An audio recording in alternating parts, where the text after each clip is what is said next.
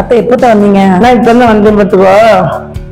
நான் இப்பதான் வந்து எனக்கு மனசுல ஒரு உனக்கு ஒழிச்சு மெர்லின் நம்ம அடிக்கடி மெத்தைக்கு போறோம். ஆனா வந்து மெர்லின் வந்து பைபிள் படிச்ச மாதிரியே தெரியல. அந்த பைபிள் படிச்சியா படிக்காளா இல்லையா?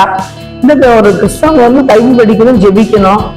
நான் வந்து பைபிள் படிச்சு நான் பார்க்கவே இல்லை. அதுக்குதான் கேட்க வந்தேன். நீ பைபிள் படிச்ச இன்னைக்கு? படிக்கலத்தான். நேற்று படிச்சியா? நேற்றும் படிக்கல. முந்தா நாள் முந்தானாலும் படிக்கல. ஏன் பைபிள் படிக்கல? பிள்ளைங்களுக்கு பாடம் சொல்லி கொடுத்துட்டு அப்படியே டைம் போயிடுச்சு. வேலையும் ரொம்ப இருந்துச்சோ. ஆனா நான் பைபிள் என்ன சொல்லியிருக்கேன்னா, சங்கீதம் 1 என்ன சொல்லியிருக்கேன்னா, அவருடைய வேதத்துல இரவும் தியானமா இருக்கிற மனுஷன் பாக்கியமா, நான் செய்யறதுலாம் அவனுக்கு வாக்கியம்னு அந்த சொல்லியிருக்காரு. நம்ம அதை என்ன செய்யணும்?